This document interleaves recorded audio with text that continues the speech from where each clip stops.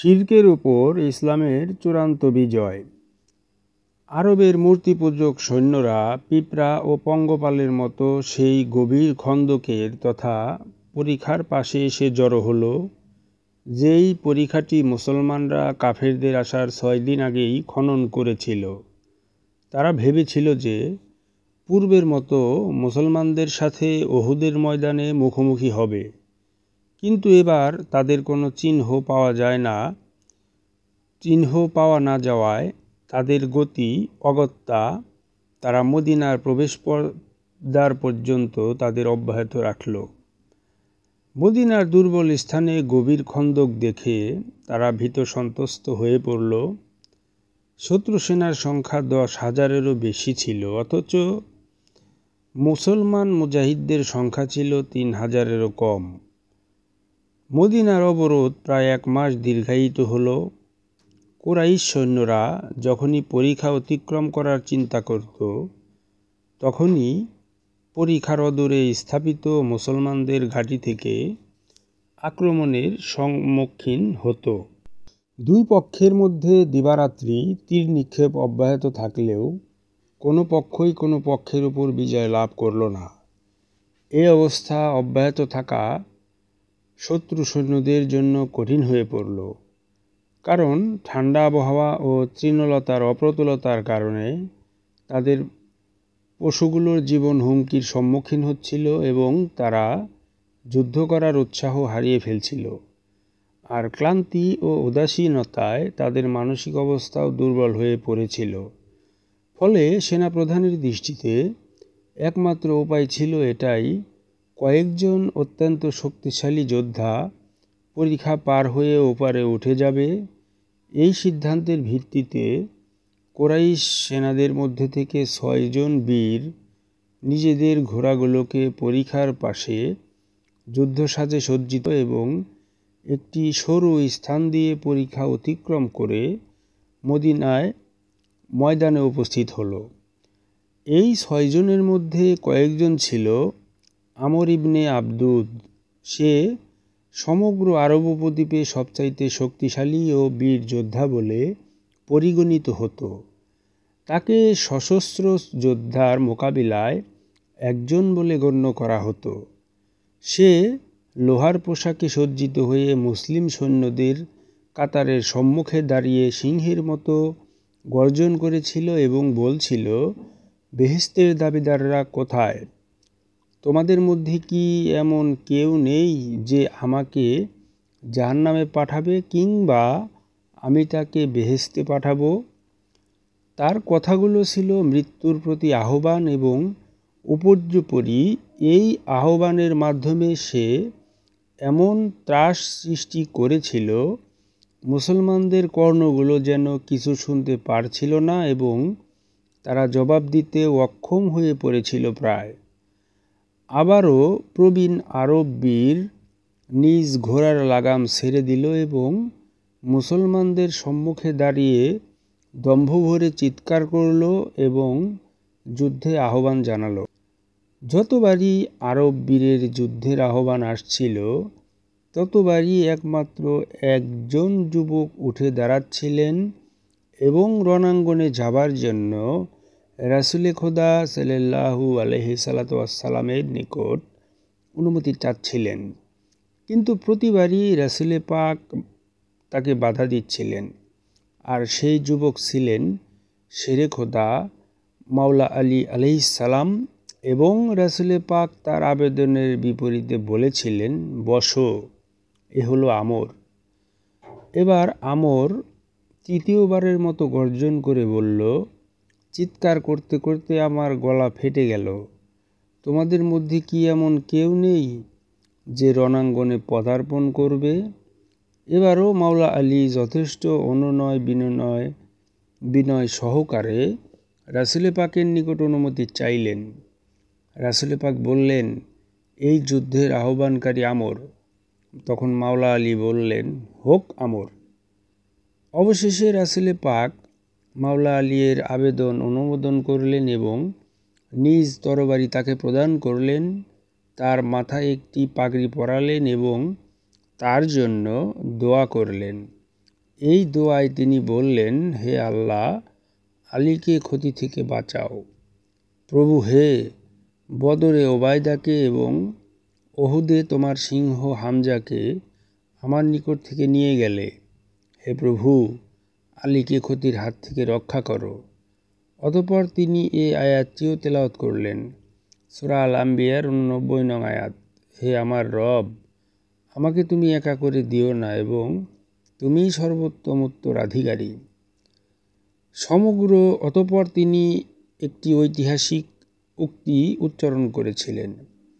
সেটা হচ্ছে, সমগ্র ঈমান সমগ্র শিরকের সাথে যুদ্ধ করেছে। কানজুল ফাওয়ায়েদ পৃষ্ঠা 137। অর্থাৎ ঈমান ও শিরক এই দুয়ের পরিপূর্ণ প্রকাশ পরস্পরের বিরুদ্ধে যুদ্ধে অবতীর্ণ হল। মাওলা আলী ছিলেন পরিপূর্ণ ঈমানের প্রকাশ, আর আমর ছিল পরিপূর্ণ কুফরের প্রকাশ। সম্ভবত মহানবী পাক এর কথা বলার উদ্দেশ্য ছিল এটাই, ঈমান ও শিরকের ব্যবধান হ্রাস পেয়েছে এবং এই যুদ্ধে ঈমানের পরাজয় ঘটলে শিরকের অবস্থান মজবুত হবে। মাওলা আলী অতি দ্রুত রণাঙ্গনের দিকে রওনা হলেন এবং আরব বীরের রণসঙ্গীতের অভিন্ন ছন্দে রণসঙ্গীত গাইলেন, যার বিষয়বস্তু ছিল, তাড়াহুড়া করো না, এক শক্তিশালী ব্যক্তি তোমাদের জবাব দেওয়ার জন্য এসেছে। ইমাম মাওলা আলী আলাইসাল্লামের গায়ে ছিল লোহার বর্ম এবং তার চোখগুলো লোহার বর্মের মধ্য দিয়ে আলো ছড়াচ্ছিল। আরব বীর আমর মাওলা আলী সম্পর্কে জানতে পেরে তার বিরুদ্ধে যুদ্ধ করা হতে বিরত থাকল এবং বলল, তোমার পিতা ছিল আমার বন্ধু এবং আমি তার সন্তানের রক্ত ঝরাতে চাই না।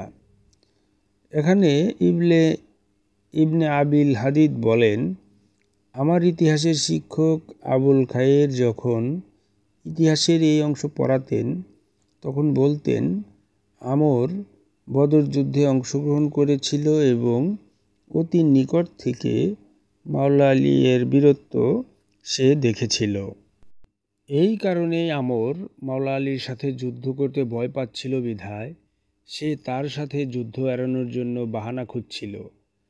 মাওলা আলী তাকে বললেন, তুমি আমার মৃত্যুর জন্য দুঃখ করো না, আমি চাই জয়ী হই, চাই নিহত হই, উভয় অবস্থায় সৌভাগ্যবান হব এবং আমার স্থান হবে অবশ্যই প্রশংসনীয় স্থানে, কিন্তু সর্বাবস্থায় দোজখ তোমার জন্য অপেক্ষা করছে।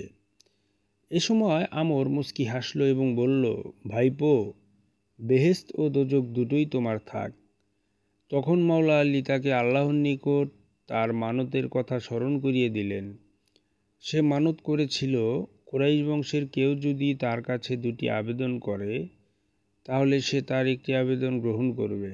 আমর বলল, হ্যাঁ তাই। মাওলা আলী বললেন, আমার প্রথম আবেদন হলো ইসলাম গ্রহণ করো। আমর বলল, তোমার এই আবেদন ফিরিয়ে নাও, কারণ তোমার দিনে আমার কোনো প্রয়োজন নাই।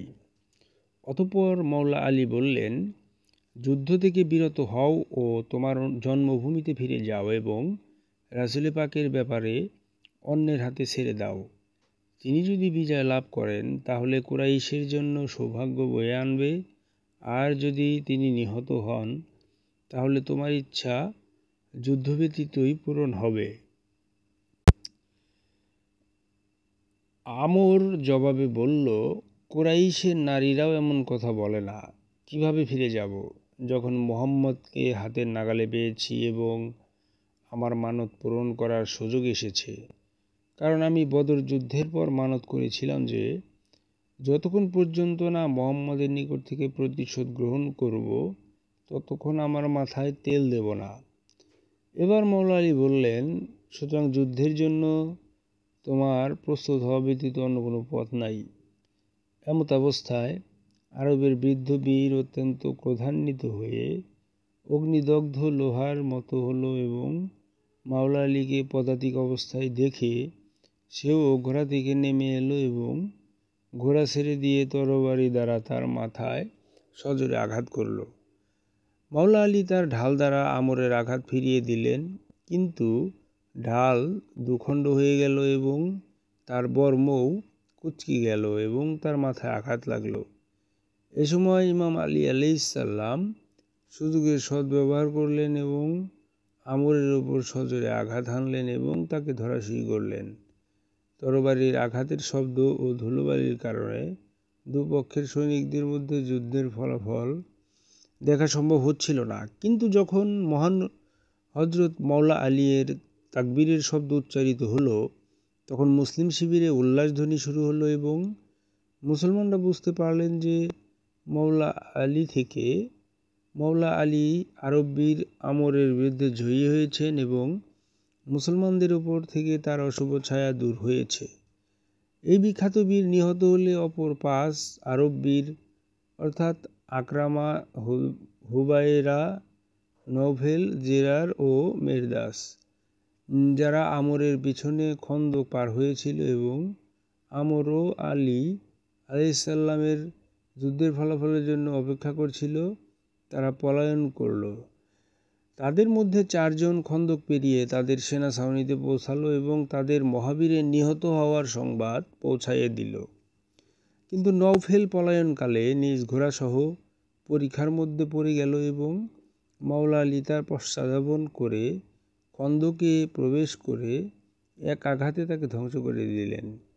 এই আরব বীরের মৃত্যু কুরাইশদের যুদ্ধের প্রেরণা নষ্ট হওয়ার কারণ হলো এবং আরবদের বিভিন্ন গোত্র নিজ জন্মভূমিতে ফিরে যাওয়ার চিন্তা করল। কিছুক্ষণ যেতে না যেতেই 10,000 সৈন্যের সে আরব বাহিনীর যারা শীতল আবহাওয়া এবং তাদের পশুর জন্য তৃণলতার অভাবের মুখোমুখি হলো, নিজ গৃহের দিকে পা বাড়ালো। এভাবে ইসলামের অস্তিত্ব যে এক শক্তিশালী শত্রুর হুমকির সম্মুখীন হয়েছিল, মাওলা আলী এর ত্যাগের কারণে তা থেকে রক্ষা পেল ও অক্ষত রইল। মাওলা আলী আলাইহিসসালাম যদি এই যুদ্ধে কুরাইশ বীরদের আগ্রাসন রুখে না দিতেন এবং এ পথে শহীদ হতেন, তাহলে শত্রু সেনাদের পক্ষে খন্দক অতিক্রম করা সহজ হতো এবং সুনিশ্চিতভাবেই তারা তা করত। অতএব শত্রু সেনারা প্লাবনের ন্যায় ইসলামী সেনাদের উপর ঝাঁপিয়ে পড়ত এবং রণাঙ্গনের শেষ প্রান্ত পর্যন্ত তাদের বিরুদ্ধে আক্রমণ অব্যাহত রাখত। এর ফলাফল তাওহীদি দ্বীন ইসলামের উপর শিরকের বিজয় ও ইসলামের ইতিহাসের সমাপ্তি ঘটা ব্যতীত আর কিছুই হতো না। আর এই কারণেই মহানবী সাল্লাল্লাহু আলাইহি সাল্লাম ওহীর ভিত্তিতে ওই দিন মাওলা আলীকে এই রূপেই মূল্যায়ন করেন, যথা খন্দকের দিবসে আলী শত্রুর উপর যে আঘাত হেনেছিল তা সকল বিশ্বাসীর ইবাদত অপেক্ষা শ্রেষ্ঠতর। এই মূল্যায়নের দর্শন অত্যন্ত পরিষ্কার, কারণ এই ত্যাগের ঘটনা না ঘটলে শিরক সমগ্র বিশ্বে ছড়িয়ে পড়ত এবং এমন কোনো মশাল থাকতো না যাকে কেন্দ্র করে বিশ্ববাসী সমবেত হতো এবং ওই মশালের আলোকছটায় আল্লাহর ইবাদত করত। এখনও বলতে হয় যে ইমাম আলাইহিসসালাম তার অভূতপূর্ব ও নজিরবিহীন ত্যাগ দ্বারা বিশ্বের সকল মুসলমান ও তাওহীদি দ্বীনের অনুসারীদেরকে তার কৃতজ্ঞতার পাশে আবদ্ধ করেছেন। অন্য কথায় ইসলাম ও ঈমান চিরদিনের জন্য ইমাম মাওলা আলী এর ত্যাগের নিকট ঋণী। বেলায়েতের দূতী আয়াতুল্লাহ জাফর সুবহানী, পৃষ্ঠা 101 থেকে 106। এতক্ষণ যে আলোচনা করা হলো সেটা মাওলা আলীর বীরত্ব গাথার উপরেই মূল বিষয়বস্তু। আসলে ইসলাম কায়েম করার জন্য মাওলা আলীর ভূমিকা সবচাইতে বেশি।